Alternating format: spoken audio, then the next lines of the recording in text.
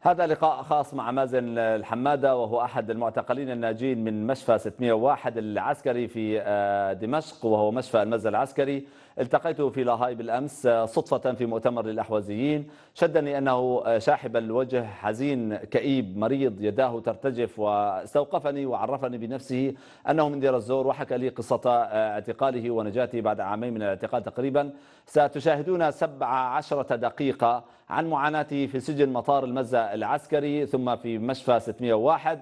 وهو أيضا نجا من أن يكون صورة من أصل 12,000 صورة لمعتقلين قتلوا في السجون، سجون القوات النظامية، وشاهد صورهم العالم. على فكرة شكله كأنه يعني عندما أجريت معه اللقاء، وستشعرون بذلك، كأنني أقف أمام ميت يتحدث. تحدث كيف تستقبل الممرضات المساجين، كيف يموتون بالمطارق، الجثث المنتشرة في الحمامات، كيف أخفى النظام المعتقلين في هنجرات الطائرات أثناء التهديد بضربة أمريكية عن حينها قبل عام ونصف تقريبا، وعن الطفل الذي مات حرقا، وأشياء كثيرة. تابعوا اللقاء ونعود. أنا اسمي مازن الحمادة من سوريا دير الزور. أنا خريج معهد نفط، واشتغلت كنت بسوريا بشركة فرنسية اسمها شلمبرجر تنقيب عن النفط. أخ مازن، متى اعتقلت؟ اعتقلت بتاريخ، طبعا أنا اعتقلت أكثر من مرة. ب 24/4/2011 اعتقلت 15 يوم بفرع أمن الدولة بدير الزور. بعدين اعتقلني الأمن العسكري ب 29/12/2011 وبين فرع الأمن العسكري بدير الزور، وحولونا لفرع الأمن العسكري بدمشق، وأخلي سبيلنا بضمن العفو اللي طلعوا بشار الأسد. المرة الثالثة كان هو 1/3/2012 ولغاية 13/9/2013. أنا اعتقلت، الاعتقال الأخير راح نحكي عنه اللي كان هو الأطول مدته 1 و7 شهور. اعتقلت كنت بمقهى بدمشق بساروجة، كان معي حليب أطفال، كنت معي الدكتورة من درعا تجي لعندي تاخذه مشان تفوته لدارية، هي كانت ساكنة بدارية. وبعد ما أخذت الدواء كبس الأمن على المقهى اللي احنا قاعدين بيها، وأخذني أنا وأولاد أختي 2 معي، واحد اسمه فهد الجاسم وواحد اسمه محمد محمود الحسين، ولليوم معتقلين ما طلعوا. أخذونا على المخابرات الجوية بمطار المزة، طبعا احنا ما نعرف لحد ما وصلنا. حطونا بمبنى اسمه الدراسات، هي عبارة عن زنزانتين، كل وحدة طولها 5 أمتار ب5 أمتار. ظلينا بها شيء تقريبا 22 يوم ما تحقق معنا. حولونا على مهجع أمن الطائرات، ظلينا به شيء شهر، وبعدين رجعونا على الزنازين القديمة على التحقيق.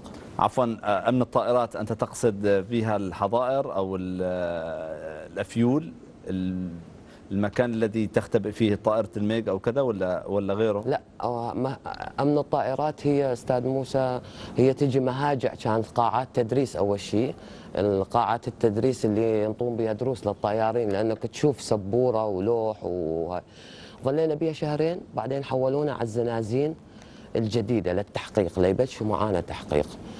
الزنزانة عبارة عن 1.40 متر القديم، طبعا في نوع للزنازين قديم وجديد. الجديد عمروه ببداية الأحداث، القديم من زمان من دور حافظ أسد. هاي الزنزانة 1.40 كنا نقعد بها 12 10 11 حسب العالم اللي يجيبونهم، لأنه كل يوم يجيبون ناس يفوتونهم على السجن. في زنزانة واحدة تقريبا بين ال 11 و 12 واحد، 1.40 بعرض 1.40 متر. كيف كنتم تجلسون؟ نجلس نقعد على الحيط 5 ونقرفص قرفصة، يجون قبالنا على الحيط الثاني كمان 5، واللي ظل واقف كل ساعتين يبدل. مثلا أنا رقمي 1، نرقم حالنا من 1 ل10، رقم 1 صار دورك بالوقفة، توقف يجي يقعد اللي كان قاعد. تمام، وهكذا انقضيناها. بعدين أخذونا على التحقيق، طبعا طلبنا المحقق اسمك، قلت له فلان الفلان. تمام، شو انتمائك السياسي؟ قلت له أنا بحزب اسمه حزب الشعب الديمقراطي. تمام. قال لي أنا كل هالحكي ما يعجب. قلت له أنا كنت أصور مظاهرات، كنت ببث للجزيرة للعربية، كنت اطلع معاك قبل برامجك في سوريا، تمام، وكان الحراك كله سلمي، لا كان في عمل مسلح ولا شيء. كنا نطلع مظاهرات نطالب بحقوقنا، نطالب بدولة ديمقراطية مدنية تحفظ حقوق الناس كلياتها، يسودها دستور وقانون يحكم بالتساوي بين كل مكونات الشعب السوري دون تمييز عن طائفة أو عرقة. اعتقد فبلشوا يقول لي كل الحكي ما بدي اياه، بدك تعترف على سلاح وعلى قتل جنود الجيش العربي السوري وعلى ضرب حواجز. قلت له يا سيدي انا ما لا اعرف احمل سلاح ولا خدمته عسكريه، حتى انا خدمته بمركز طبي يعني ما انه خدمته. وانه يقول لي معك 5 دقات راح اشعل السكاره واذا انك ما زل لا تعترف. وراح طلع وتركني. رجع قال لي شو كم واحد قتلت؟ قلت له ما قتلته. بطحوني بالارض، كسروا لي ضلاعي هاي من هون ومن ورا، 4 فوقي مثل كل واحد مثل البغل هيك جسمه، وينط فوقي ويدبج بالبوطل علي هون على صدري، هون ما عاد اقدر اتنفس. قلبوني بالعكس، رجعوني بعد ما هاي شحطوني. قال لي شو؟ قلت له ما حملت سلاح، طلعت مظاهرات. قاموا جابوا اداه كلمبة، احنا نقولها بالمصطلح الانجليزي، هي نعرفها للمشاهد شو هي الكلمبة، اللي نحطها مثل حنفية المي تبع البيت وقت مشان ما يرتمي الخرطوم، نحط لها حباسة. فهاي الحباسة يحطونها بالذكر ويبلش يشد عليك لتحس ما اخر شيء بده يقطع الذكر تبعك. فانت بدك تضطر يا انه يقطع لك ذكرك يا بدك تعترف مثل ما بده. ايه تقول له فلتني اعترف، ايه تقول له مثلا بتقول له مثلا ايه حملت سلاح، تقول له شو؟ يقول لك شو السلاح؟ تقول له مثلا بومبكشن، يقول لك لا ما بدي بومبكشن، يقول لك بدي روسيا، تقول له لا ما شلت روسيا، رجعت. يعني لان البمبكشن قليله في السوق. اي تمام قليله يعني ما فهمنا. كان يعني بومبكشن بعدين بارود الصيد يعني للعصافير لا كمان البمبكشن تقتل، لان هي في 4 طلقات، هي تقتل ليست فقط للصيد، بيستخدموها لصيد البط والوز وكذا، لكن تقتل بني ادم. اذا من بعيد ما بتقتل بني ادم، هي بيجوز يعني. فعلقني من ايديني مره ثانيه، شبحني كلبشه من هون وكلبشه من هون، وبارتفاع 40 سنتي عن الارض. نعم. ومرفوع 40 سم، فالثقل وين يصير؟ كله على هذه المفاصل. فتحس هاي الكلبشه تريد تقطع لك ايدينك. نعم. فتحسها انه تريد تقطع ايدينك، يعني تقاوم لك ساعه ساعتين، بعدين اخر شيء تفرط يعني يفوت الحديد باللحم، فتحس انه بلشت تريد تنقطع الرسغ تبع الايدين. ايه فينزلك تعترف مثلا اعتراف مثلا بده مثلا ضرب حواجز، تقول له ايه ضربت حواجز تمام. من القتل بدك تعرف. يجي بعدين خلصنا من الشبح ينزلك يجيب مثلا عندهم صيخ حديد يقولوا له خازوق. تمام. طبعا خازوق ما بعرف هسه اثره مبين بجسمي هون، فيتشكوا يحاولوا يفوتوا بالمحاشم تبعك المنافيه للحشمه. يعني هون انت يعني الناس بلا اخلاق. ما قصة هنجار الطيران بعد كانت الضربة الأمريكية التي كان من المفترض أن تضربها للنظام؟ ايه هاي وقت القوات الأمريكية صار بتهديد على بشار على استخدامه الكيماوي بليلة وضحاها. طلعونا مهاجع يلا ولاك يلا ولاك يلا ولاك، ضبونا واخذونا عساكر قايدين من هون ومن هون وسلاحهم موجه علينا، وفوتونا على المبنى مبين تبع طياره لانه الطياره واقفه بجنبه. تمام. وفوتونا بي يلا فوت فوت فوت فوت، وسكروا الابواب علينا. تمام. دحقنا انه هذا مكان طياره بلوكوس طياره، ولانه الطياره بجنبك يعني، وتشوف المراقب الثانيه قدامك البلوكوسات انه بيها طيارات. حطونا 700 واحد اذا ضربوا الطيران يفكرونها انه هون بطياره. تمام. ويقتلون معتقلين. يقول انتم كنتوا 700 واحد؟ 700 واحد بالهنجار، احنا نقول له هنجار تبع كانت في كل هنجارات كان فيها مساجين نقلوهم وقت صارت ارادت تصير الضربه على سوريا. بعد شهر طلعونا منها، بعد ما اتفقوا النظام والهاي مشان الملف الكيماوي رجعوني على المدارج، يسمونه مدرج. كان عندكم موتى؟ كان حدا يموت في الزنزانه؟ كل يوم عم يموت. بحكي لك يعني كل يوم نشيل 2 1 ميتين. طبعا احنا بالزنازين ما في تنفس ما في كذا، مسكر هالباب عليك، هالشراقه دوبه يفوت منها ضوء. مثلا عندك نقلونا من الزنازين للمهاجع، مثلا مهجع طوله 11 متر بعرض 6 امتار، كانوا يصفونا عشرات واحد، عشرات رتل، نقعد يجون العشرة الثانية يقعدون بحضننا. يعني وانت قعدت قرفصة وقعدت بالارض، فيجي الثاني يقعد هنا مشان يكفي المكان. كم واحد؟ كنا 180 واحد بهذا المهجع، 180 واحد يوميا نشيل منه 2 ميتين. ما بيه تنفس، وطويل المهجع 11 متر، فبي معانا كبار بالعمر ما يتحملون. والسجان يفتح مثلا الطاقة علينا، يرش مي، مثلا نكون ناكل او شيء يرش علينا مي، فاحنا بس بالكلاسين كنتم عراة؟ عراة بالكلاسين. هاي اول ما تفوت يشلحونك عاري مشان يهينونك وما وتطلع الريحه، تعرف احنا ما نتحمم، فتطلع الريحه مثل ريحه مدجنه تحسها من العرق والهاي، فالعالم تختنق وما بتنفس وكذا، فيرتمون الكبار بالعمر، المريض الكذا ما بيقدروا لا مريض ولا شيء، فنسحبه بالباب نحطه يشم هواء بشراقه تحت، ما يطول يموت. ندق الطاقه على السجان بهالحرف، يقول لنا اولاد، يعني بمعنى اولاد الكلب، ما حدا بيطق الطاقه، اذا بي نفس لا تدق الطاقه، لا يموت تخبرني مشان اجي كلبين منكم يشيلونه ويلقحونه بالزباله. ويفتح علينا الطاقه مرات، يحط الروسيه يضرب على السقف، فتعرف الطلقه الصد في السقف، يا ترجع عليك يا انها تنبت بالسقف، فوقت ترجع عليك يعني هيك يضرب بدون مناسبة، بس ازعاج بدون مناسبه، مثل انه يتمسخر علينا بالسكران وكذا ويشيلون، فترجع الطلقه من غلات الروح، العالم تتكون فوق بعضها، يعني تشوفها صارت العالم فوق بعضها، تصير كتله هيك، تمام، العالم فوق بعضها. ماذا حل برفاقك اللي كانوا معك بالزنزانة حوالي 200 واحد 250 واحد؟ والله انا ماتوا على زماني انس العظمه. أنس العظم هذا كان بالجويه، كنا بالزنازين القديمه، وقت كنا نطلع على التواليت، فنطلع راسنا على الارض، تمام، راسنا على الارض هيك ومدنجر، وتروح ركض على التواليتات، فتفوت على التواليت وانت راجع، فهنا الارض كلها مي، الكاليدورات وهاي، فزلق انس، وين اجى راسه الرقع بالعضيده تبع السجن، المقصود فيه العمود يعني؟ العمود، تمام.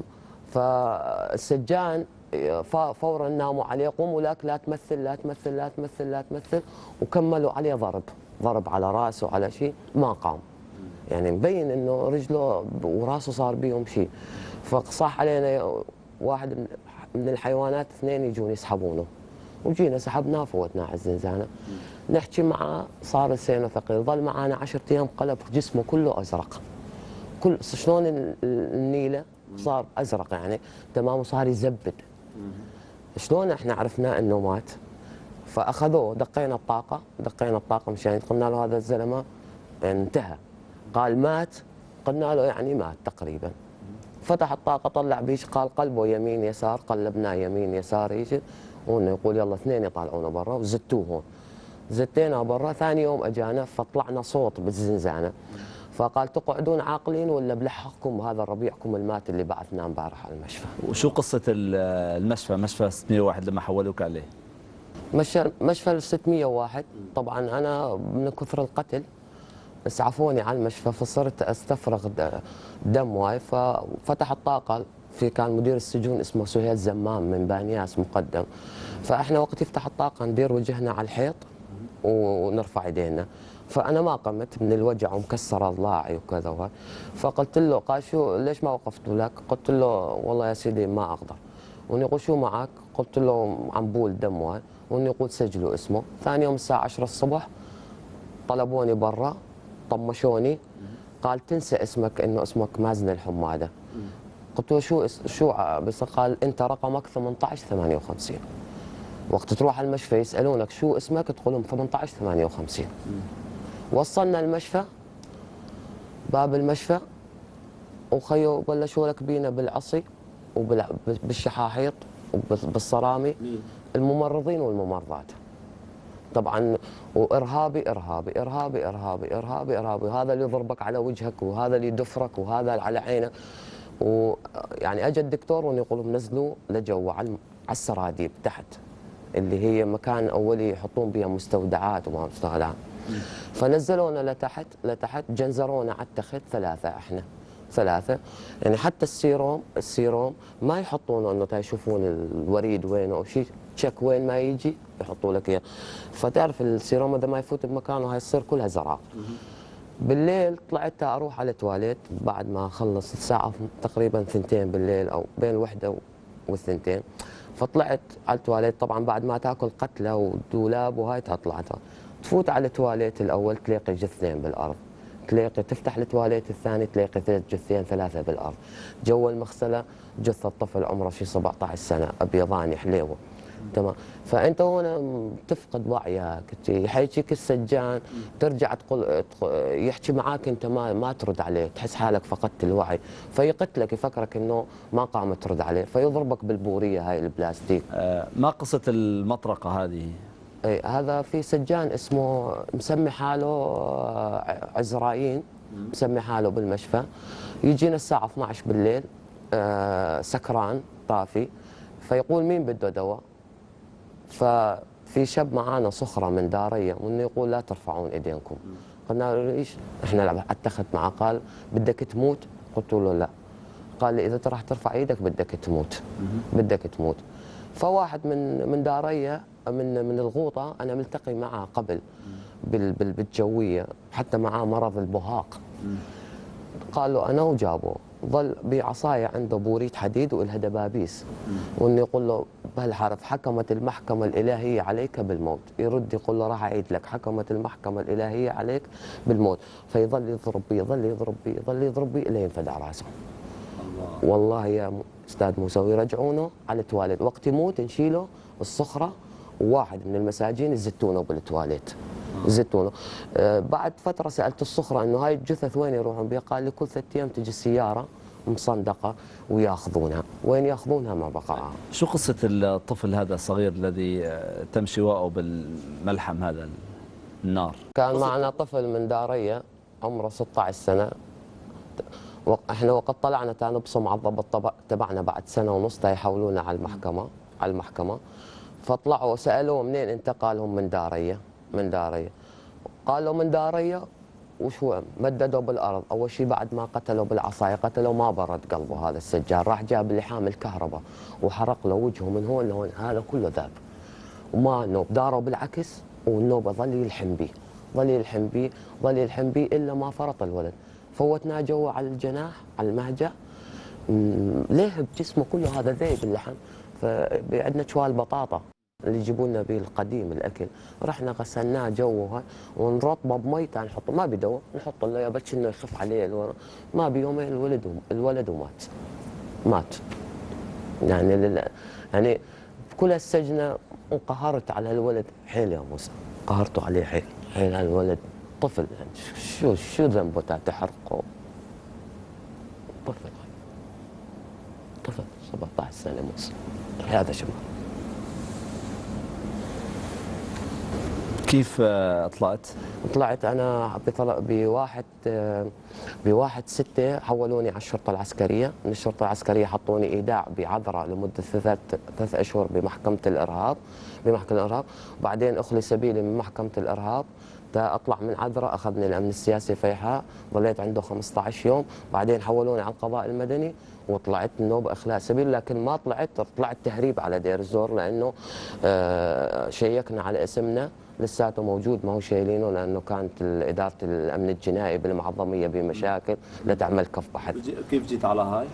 على هولندا طلعت تهريب بال 2014 من دير الزور على تركيا، من تركيا على اليونان بالبحر، من اليونان بشاحنه على هولندا كبس، ووصلت لهون. صار لي فتره تعالجت واعطوني اقامه، وهلا عم بدرس لغه شكرا جزيلا. على راسي مساء.